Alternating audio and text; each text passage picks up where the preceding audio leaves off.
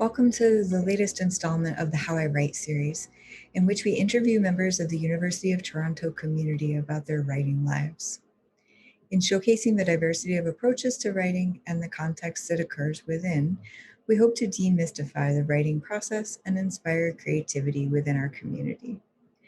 This series is a project of the Institute for the Study of University Pedagogy. My name is Sarah Seeley, and I thank you for joining us today. I'd like to start by acknowledging the lands on which the University of Toronto operates. For thousands of years, it has been the traditional land of the Huron-Wendat, the Seneca, and the Mississaugas of the Credit River. Today, this meeting place is still home to many Indigenous people from across Turtle Island, and we are grateful to have the opportunity to work on this land. We're here today with Dr. Stephanie Waterman, Onondaga Turtle Clan. She is an associate professor at the Ontario Institute for Studies in Education, who researches Indigenous student experiences and associated support units, and is currently using critical geography to do so. With her colleagues, Dr. Heather Shotton and Shelly Lowe, she has co-edited 2 books, Beyond the Asterisk, Understanding Native Students in Higher Education, and Beyond Access, Indigenizing Programs for Native Student Success. She is currently working on another edited book with Dr. Charlotte Davidson. It is tentatively entitled Indigenous Practices in Higher Education Classrooms. Welcome, Stephanie. We're so pleased you found time to join us today. My name is Stephanie Waterman, and I'm greeting you from the traditional homelands of the Onondaga, which is the political and spiritual seat of the Haudenosaunee, right in this central part of New York State. Thank you.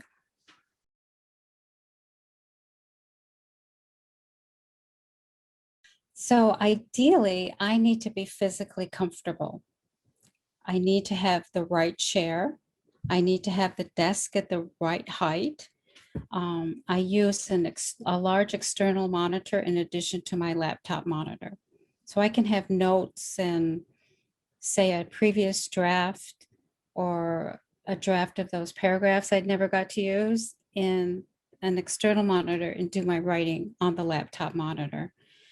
I find the physical comfort to be extremely important. Otherwise, your neck starts to hurt or your back, and that's just not conducive to writing. So I found a fairly cheap chair at an office was moving, and they were getting new furniture in, and I got this awesome desk chair that's not too padded, that I could adjust because I'm not very tall, for like $20. So you don't have to spend a lot of money. I also have a back cushion for it so that you're comfortable. I think those things are really important. I also look out a window to work. I think it's really important if you're working for long periods of time to be able to look outside and see birds in the sky and things like that. That's really important. And there is research that supports the advantage of being able to look at trees and to see trees with mental health and learning. So that's the ideal condition. I am not in my ideal condition right now. I'm at my sister's house, and I have no idea what kind of chair I'm using, but I have many pillows on it. I am using an external monitor that was actually my mother's old TV. I've got that hooked up. I do have a window. It's higher up. It's snowing amazingly hard right now, so it feels very dark. But I've managed to have this bedroom that I can shut the door to work. But being physically comfortable for me is ideal. I don't need quiet. After my concussion, I can't deal with a lot of noise, but I used to always have music playing. My apartment in Toronto is next to a playground, and I just loved hearing the children outside playing. But that's me. If you need quiet, try to get your environment to be quiet. If you don't mind noise, I mean, just whatever makes you comfortable.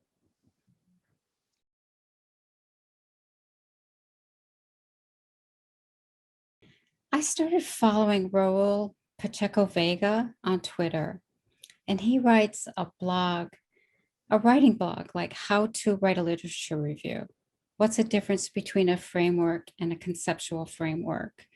How to make that writing schedule for you, how to work on your notes, how to read quickly, what's a deep read. And I use his blog for my doctoral students. I share his blog with them. It's very matter of fact. This is how I do it. I get up early, you don't have to. He loves paper notes and highlighters, and that nerd in you, it's okay, right? So I really like to follow him. And for many graduate students and for people who owe me writing, I share The Clockwork Muse by, I'm not sure how to pronounce the first name, Aviator Zerubbabel. The Clockwork Muse is the book. But what I like about that book is the author describes exactly how to write that writing schedule. So people say, make a schedule, stick to it. This author tells you how to make that schedule. Write everything down that you have to do, like getting up in the morning, having breakfast, that's on your schedule. If you have to take the dog out, take the kids to school, that's on your schedule. So you can see when you have time to write. And it's just very practical. And people who I've shared that book with have said, I see where I can write, or I do have time to write. He also writes that there's going to be times of the year where you can't. So this is how you catch up. Like when we're grading or prepping for the beginning of the semester. So I found those very practical, helpful texts.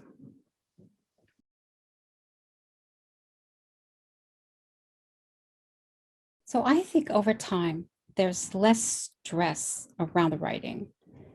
Before tenure, you're worried about getting those publications. And it seems like every sentence has to be perfect. You have to get things out quickly, things that got rejected and come back. You're worried about the revision because you need those publications. I don't think the topics changed for me after tenure, but the stress around how I was writing and getting those things in and out is less after tenure. I still stress over sentences, but it's because of how I want to write those sentences. And my topics really haven't changed. But I think that overall, you've got to get this out. There's so much writing on this. I think that's very different over the years.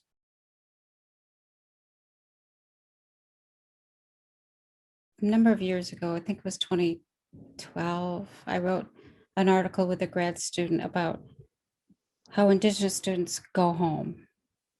And that's where they find their support. And as it's a strategy to complete their post-secondary degrees, which is really in contrast to what the university thinks. The university does all this programming to keep students on campus, to keep them there over the weekend so that they can study and be part of the community. But we found that a way to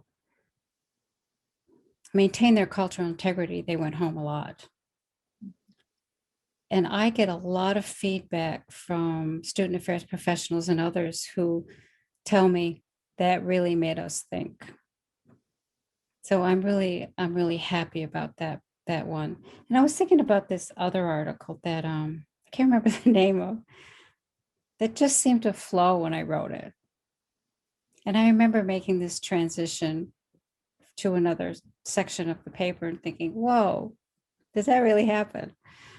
And that doesn't always happen, but that's stuck in my mind about how that paper really just flowed on its own. At least that's what it felt like.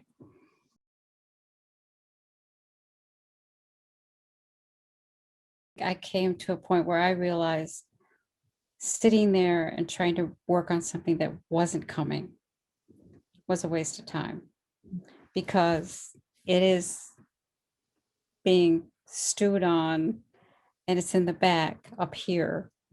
So trying to force those sentences onto the page just isn't going to work. But I am thinking about it.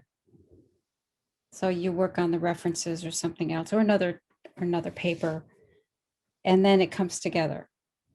And then you'll sit there and you get a really good chunk of it written, or a good outline, or the framework when you're working on another paper. So you're always stewing about it.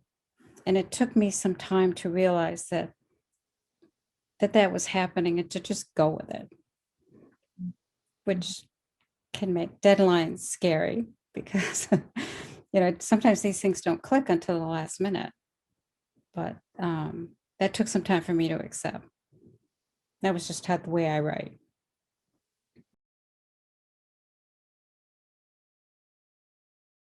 I don't know if you're familiar with Robin Kimmerer. She is a plant biologist at State University of New York Environmental School of Forestry in Syracuse, New York. And her book, Gathering Moss, I don't remember what year it was, won a writing award. It is so beautifully written. The sentences are heavenly. It's about moss. I loved it. And it just the way she crafts sentences, I go back to it once in a while just to see how she's phrased something, because it's just so beautiful. And then another book she wrote, Braiding Sweetgrass, it's backwards, is about Indigenous knowledge systems and the environment, is also beautifully written. That's won some awards. I just go back to her books from time to time just to get some inspiration about how beautifully sentences can be written.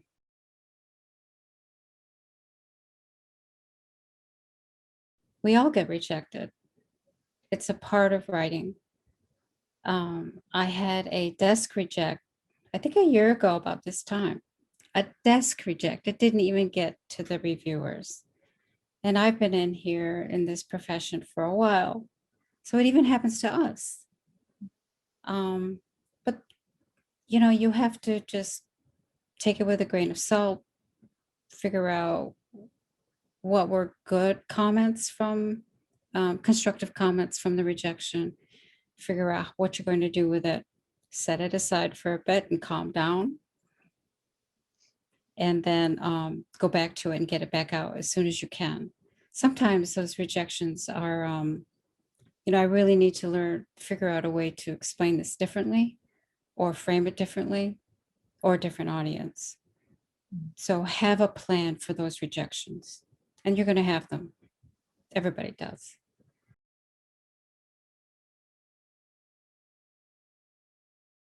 And I have found